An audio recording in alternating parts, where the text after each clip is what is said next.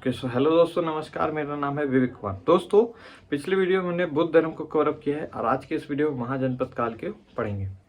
दोस्तों, हुआ क्या कि धीरे धीरे वैदिक काल जब शुरू हुआ, वैदिक काल में मैंने आपको पढ़ाया है कि मेनली पशुपालन को ज़्यादा फोकस करते थे। गांव की क्या करते थे, रक्षा करते थे। ठीक है, जो भी गांव को मारता था उसके खिलाफ मृत्यु की सजा थी और राजा उसको मृत्यु दंड देता था। ठीक है, गाय को मारना मृत्यु दंड। ठीक है, आज के टाइम भी आप देख रहे होंगे गाय को कुछ ज्यादा ही वो दिया जा रहा है भाव, बस केवल कहाँ पे, न्यूज वगैरह में। बाकी रियल लाइफ में उनकी हालत बेचारों की क्या है, क्योंकि बेजुबान जानवर क्या ही बोलेगा अपने लिए कि अरे मेरे को तो इतना वादा किया गया था, इतनी चीज मिली नहीं। तो इसलिए उल्लू बनाना बड़ा आसान है। पर पहले के टाइम पे क्या था, वैदिक काल की अगर हम बात करें तो गाय की संरक्षा के लिए राजा युद्ध लड़ते थे, साम्राज्य को बढ़ाने के लिए नहीं। ठीक है ना, तो गाय की संरक्षा उसमें बहुत होती। तो मेनली पशुपालन को क्या था, वैदिक काल में फोकस किया गया था। अब समय का क्या है, एक बड़ी खराब आदत है, कभी जब शुरू होता है फिर उसके बाद उसको खत्म भी होना होता है। तो वैदिक काल जैसे जैसे शुरू हुआ फिर धीरे धीरे क्या हुआ, एक टाइम आया कि जब वो धीरे धीरे खत्म होने लग गया। खत्म होने से मेरा मतलब ये नहीं कि विनाश हो गया उसका, मीन्स कि टाइम शुरू होता है फिर एंड होता है। जैसे ये वीडियो शुरू होगा फिर एंड होगा, तो ऐसा थोड़ी कि मतलब ये वीडियो में कोई खराबी चीज पढ़ा दी इसलिए ये वीडियो खत्म हुआ है। अब लगातार तो चल नहीं सकता है, टाइम तो समझ गए ना मेरी बात को। तो वैदिक काल के लास्ट वाले फेज को हम क्या बोलते हैं, उत्तर वैदिक काल बोल देते हैं। तो उत्तर वैदिक काल में क्या हुआ कि भैया यूपी में एक गांव है, रंजी खेरी नाम की जगह है, वहां पे लोहे की खोज हो गई। देखा कि अरे जमीन के अंदर से निकला कि भाई ये तो बड़ा ही ठोस पदार्थ है, इसको तो हम बैल वैल के पीछे लगा दें और खेत की मिट्टी खोद सकते हैं और इसको फावड़े में लगा दें और हम लोग बहुत से अपने घर के आसपास की घास भैंस ये सब साफ कर सकते हैं। मतलब धीरे धीरे लोगों को मिला कि भाई ये तो बहुत ही अच्छी डिस्कवरी हो गई। और फिर लोहे की खोज ने क्या किया, एकदम रेवोल्यूशन ला दिया, क्योंकि उससे पहले लोहा किसी को नहीं पता था। ठीक है, मतलब अगर लोहा यूज भी कर रहे थे तो उन्हें पता नहीं था ये लोहा है। ठीक है, कुछ ही एक जगह पे छोटी छोटी जगहों पे यूज हो रहा था। फिर क्या हुआ, पशुपालन जो मेन फोकस था वैदिक काल में, वही शिफ्ट हो गया किस पे, एग्रीकल्चर में शिफ्ट हो गया। कहाँ पे, उत्तर वैदिक काल में। ठीक है, यानी जब वैदिक काल का लास्ट का फेज चल रहा था तो उत्तर वैदिक काल में क्या हो गया, चेंज हो गया। क्यों हुआ, रंजी खेरी में लोहे की डिस्कवरी हो गई थी इस कारण। तो अब जब भाई लोग एग्रीकल्चर करेंगे तो धीरे धीरे क्या होगा, कबीले से गांव बन जाएगा, कबीला क्या बन जाएगा, लोग आने लग जाएंगे, बड़ा गांव बन जाएगा। फिर गांव वही किस में बन जाएगा, जन में बन जाएगा, यानी एक समझ लो छोटू सा शहर। फिर जन पद में बन जाएगा, जनपद बन जाएगा। फिर वही जो जनपद है खूब सारे कलेक्ट होके एक बड़ा महाजनपद बना देंगे। जैसे कि उस आज के समय राज्य हैं, राज्य के अंदर क्या होते हैं, खूब सारे डिस्ट्रिक्ट्स होते हैं, डिस्ट्रिक्ट से अंदर क्या होते हैं, बहुत सारे छोटे छोटे गांव होते हैं। तो उसी तरीके का कुछ सिस्टम है। ठीक है ना, उसके अंदर तहसील वगैरह सारी चीजें, तो उस तरीके का कुछ सिस्टम था। ये डायरेक्टली मेरे जब मैं SSC GT का पेपर दे रहा था पिछले साल, तो उसमें डायरेक्टली ये अरेंज करने को आ गया था कि भैया अरेंज करो, इतना ईजी क्वेश्चन आ गया था। खैर कोई भी बच्चा कर लेगा इसको तो।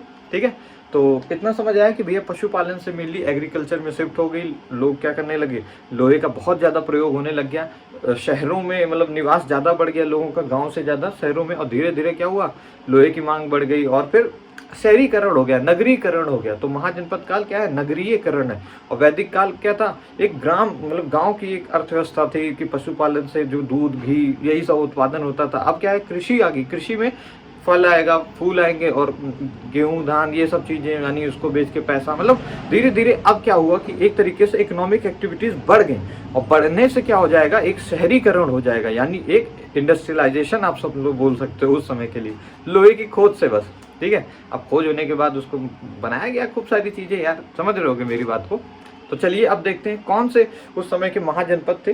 वैसे 16 महाजनपद थे। इसकी चर्चा हमें बौद्ध धर्म के अंगुत्तर निकाय नाम की पुस्तक से मिलती है। आपको बताया मैंने बौद्ध धर्म की सबसे पवित्र पुस्तक कौन सी है, त्रिपिटक। त्रिपिटक में तीनों पिटक ही बता चुका हूँ पिछली वीडियो में, सबको दोबारा से नहीं बोलूंगा। ठीक है, तो कहाँ से चर्चा मिलती है, अंगुत्तर निकाय से। आपको याद रखना है, अंगुत्तर निकाय में 16 महाजनपदों की चर्चा मिलती है, यानी 16 स्टेट समझ लो उस समय के। तो स्टेट्स हैं तो कैपिटल होंगी, तो वही हमें याद करने हैं, क्योंकि वो डायरेक्टली पूछा जाता है। मैंने एक का आपको याद भी कराया था पिछले ही वीडियो में, कोशाल वंश की राजधानी क्या बताई थी, मतलब कोशाल जो उस समय का महाजनपद था उसकी राजधानी बताई थी श्रावस्ती।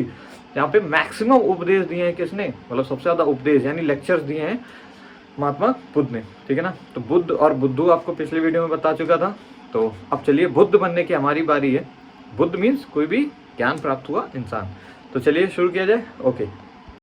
ओके, तो अब देखो यार, मैंने आपके ज्ञान प्राप्ति के लिए पीछे सारे के सारे क्या लिख दिए, 16 के 16 महाजनपद लिख दिए। अच्छा, ज़्यादातर जो महाजनपद थे वो यूपी के क्षेत्र में है। अभी आपको देखने को मिल जाएगा यूपी के क्षेत्र में 8 महाजनपद मिले हैं। 2 महाजनपद आज के समय, आज की जो इंडिया है उससे बाहर हैं, वरना उस समय तो भारत में ही थे। उस समय पूरा भारत ही था, अफगानिस्तान पाकिस्तान मिला के सब कुछ। ठीक है, तो ये बेसिक चीज़ें हैं। जो ब्लैक से मैंने लिख दिया है वो बहुत ही इंपॉर्टेंट है, वो चीज़ आपको एकदम याद रखनी है क्योंकि पेपर में पूछी जाती है। ठीक है, तो बताना शुरू करूं मैं। देखो, सबसे पहले आपको याद रखना है गंधार। गंधार में क्या है? तक्षशिला है। तक्षशिला पहली, वर्ल्ड की पहली विश्वविद्यालय यानी कि यूनिवर्सिटी कौन सी थी? तक्षशिला यूनिवर्सिटी। तो आपको पता होना चाहिए कहाँ पे गंधार, पाकिस्तान में। फिर भी पाकिस्तान पढ़ा लिखा नहीं है। कंबोज, कंबोज क्या है? राजपुर में। अच्छा, कंबोज आपको क्यों याद करना है, क्यों मैंने इसको ब्लैक से गोला मारा है? क्योंकि कंबोज में क्या है? राजपुर नाम है। और यही बिहार की अगर हम बात करें मगध की, तो इसका नाम है राजगीर। क्या नाम है इसका? राजगीर। ये बेसिक सा क्या है, थोड़ा सा मतलब नाम मिलता जुलता है। तो पेपर में अगर आएगा तो आप चकमा, मतलब आपको चकमा मिल जाएगा। ठीक है ना, पेपर वाले कह देंगे आपको चकमा दे देंगे, इसलिए आपको याद रखना है ये राजगीर है। मगध जनपद कहाँ है? राजगीर। और रामपुर नहीं, राजपुर क्या है? हमारा पाकिस्तान में। ठीक है ना। अब भाई गंधार देख लिया, फिर कंबोज। फिर मत्स्य की बात करें अगर, तो मत्स्य है राजस्थान में। मत्स्य आप समझ सकते हो, मछली होती है, और मछली यानी पानी चाहिए, और राजस्थान में तो बिल्कुल पानी नहीं है। इस तरीके से आपको याद रह सकता है। तो राजस्थान में आज के समय है ये, राजस्थान में केवल एक ही महाजनपद था क्योंकि पानी वानी होगा नहीं। ज़्यादातर यूपी में क्यों मिले? क्योंकि यूपी में नदियाँ हैं, बिहार में भी 3 है, ज़्यादा ही हैं उस समय के हिसाब से। तो क्योंकि यहाँ पे क्या है, नदियाँ हैं, नदियों के मछली निकल जाती थी। मछलियों से क्या हो जाता था भाई, एग्रीकल्चर के अंदर हर चीज़ आ जाती है, फिशरी, हस्बेंड्री, हर चीज़ें इसी के अंदर आ जाती है। मछली को बेच के खा लेंगे या फिर जो भी चीज़ें होती। ठीक है, तो ये सारी चीज़ें। फिर भाई मत्स्य के बाद क्या आ गया? कुरु। राजधानी इनकी थोड़ी थोड़ी याद रखिएगा, विराटनगर भले भूल जाओ। कुरु की इंद्रप्रस्थ है, जिसको दिल्ली बोलते हैं। तो कुरु महाजनपद याद होना चाहिए। आज के समय जो दिल्ली आप देखते हो ना, वो पहले समय से भी बहुत बड़ा क्या था, उस समय महाजनपद रहा करता था। क्या नाम था? कुरु। और राजधानी दिल्ली। फिर सूरसेन है, मथुरा इसकी राजधानी है, यूपी में पड़ता है। कौशल है, जिसकी श्रावस्ती है।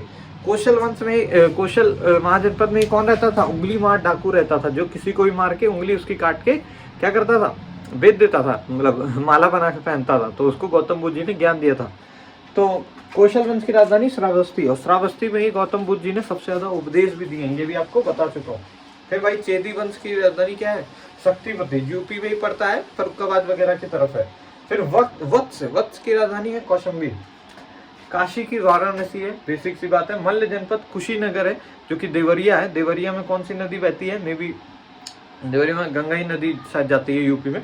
एक बार को आप चेक कर लीजिए तो देवरिया में कौन सी नदी बहती है, क्योंकि ये क्वेश्चन इसी तरीके से आएगा। अब जैसे ये सारे क्या लिखे हैं? कैपिटल्स लिखे हैं। कैपिटल के कौन सी नदी बहती है, या कैपिटल से कोई चीज़ फेमस है, तो वो चीज़ आपसे पूछी जा सकती है पेपर में। तो आप थोड़ा थोड़ा मतलब अपने हिसाब से आइडिया लगाते जाना। ठीक है, जब मैं तैयारी करता था तो मैं भी जब चीज़ें देखता था तो उसको रिलेट करने की कोशिश करता था। तो आप भी कोशिश कीजिएगा, आपको जरूर अच्छा सा रिजल्ट मिलेगा। क्या पता आप पेपर खुद ही बना लिए हो जो पेपर में आने वाला हो। ठीक है, मल्ल जनपद, कुशीनगर, देवरिया। ठीक है, आज के समय का। अश्मक पाटन है, पटना नहीं है, ध्यान से देखो, पाटन है। ये अकेला है जो कि गोदावरी रिवर के किनारे है। याद रखो, गोदावरी रिवर साउथ में बहती है, दबंग रिवर भी बोलते हैं। जब मैंने रिवर का वीडियो करा था तो उसमें बताया हुआ है। तो भैया ये अकेला साउथ इंडिया का है, यानी साउथ में अकेला महाजनपद कौन सा है भैया? ये अश्मक, जिसका कैपिटल क्या है? पाटन है। इंपॉर्टेंट है इसलिए बता रहा हूँ। अवंती राजधानी माहिष्मती है, आपने वीडियो भी देखा होगा बाहुबली का। तो कहाँ के थे? मध्य प्रदेश में पड़ता है। अकेला मध्य प्रदेश का ये भी है, जैसे अकेला राजस्थान का ये है, अकेला एमपी का ये है, अकेला साउथ का ये है। ठीक है, इस तरीके से याद रखिए। फिर वज्जी, अंग और मगध, ये तीनों कहाँ थे? बिहार में थे। और सबसे इन सभी महाजनपदों में पावरफुल कौन बन गया था? मगध जनपद। मगध महाजनपद जो था, वहाँ पे बहुत बड़े बड़े राजा है, तो उन्होंने क्या किया? कैप्चर बहुत ज़्यादा कर लिया। अगल बगल का सब एरिया, पूरा अफगानिस्तान तक कैप्चर करते चलेगा, बिहार से लेके पूरा अफगानिस्तान तक। अगर मैं मैप तो अभी नहीं दिखा पा रहा हूँ, मैप थोड़ी देर में आगे जब बताऊंगा तो मैप के थ्रू बताता हूँ। तो उन्होंने क्या किया कि पूरा साम्राज्य कैपिटल पूरा बना दिया। कुछ शादी करके दहेज में जमीन ले लेते थे वगैरह वगैरह। मतलब मगध जनपद को क्या कर दिया इन्होंने? बहुत आगे ले गए थे। और मगध आज के समय कहाँ है? बिहार में। तो बिहार से आपको पता ही होगा महात्मा बुद्ध को ज्ञान प्राप्ति भी हुई। किस जगह पे हुई वो आप लोग कमेंट कीजिएगा। ठीक है, बार बार नहीं उसका नाम लूंगा। तो मगध जनपद आप समझ गए, सबसे पावरफुल महाजनपद कौन सा है? मगध महाजनपद। मैं जनपद बोल दे रहा हूँ, थोड़ा ऑडियो वीडियो समझ जाना। ठीक है, तो ये 16 महाजनपद है। इनके बारे में स्क्रीनशॉट लेना है ले लो। क्योंकि पेपर्स में क्या होगा, इन्हीं में से कोई एक बेसिक सी चीज़ पूछ ली जाएगी, नहीं तो अगर और अच्छा पेपर बनाएंगे तो उसी को रिलेट कर देंगे। जैसे मैं बताया देवरिया के कौन सी नदी बहती है, ये आपको पता भी होना चाहिए अगर आप यूपी पुलिस को टारगेट कर रहे हैं, बिकॉज यूपी पुलिस में आपको हर एक डिस्ट्रिक्ट वाइज सारी चीज़ें बेसिक पता होनी चाहिए, ठीक है ना। तो चलिए थोड़ा अब आगे चलते हैं, अब आगे देखते हैं कि भैया कौन से महाजनपद की क्या विशेषताएं थी, ठीक है। ओके, देखिए अब ज़्यादा नहीं, आपको केवल और केवल मगध महाजनपद के बारे में ही पढ़ना है, कौन से शासकों ने वहाँ पे शासन किया। तो टोटल 7 शासकों ने मगध पे क्या किया, शासन किया, उन्हीं के बारे में आपको पढ़ना है शुरुआत में। तो इसमें एक छोटी सी शॉर्ट ट्रिक है, टाइम के अकॉर्डिंग कौन पहले आया उसका शॉर्ट ट्रिक है। हसीन माशुका, माशुका नहीं माशुक सा, ठीक है ना, हसीन माशुक सा, हसीन माशुका करके याद कर सकते हो आप लोग। क्या है, एच से, हाँ से है हरियंक वंश डायनेस्टी, जिसको हम अगले वीडियो में पार्ट 1 में पूरा क्या करेंगे, एक वीडियो में कोशिश करेंगे पूरा उसको कवर अप करें। फिर सा से आएगा शिशुनाग वंश, फिर ना से आएगा नंद वंश, फिर भैया मौर्य वंश, ये तो आपको पता ही होगा, चंद्रगुप्त मौर्य। फिर शु से आएगा शुंग वंश, ये शुंग है और ये क्या है, शिशुनाग है, शिशुनाग और ये शुंग।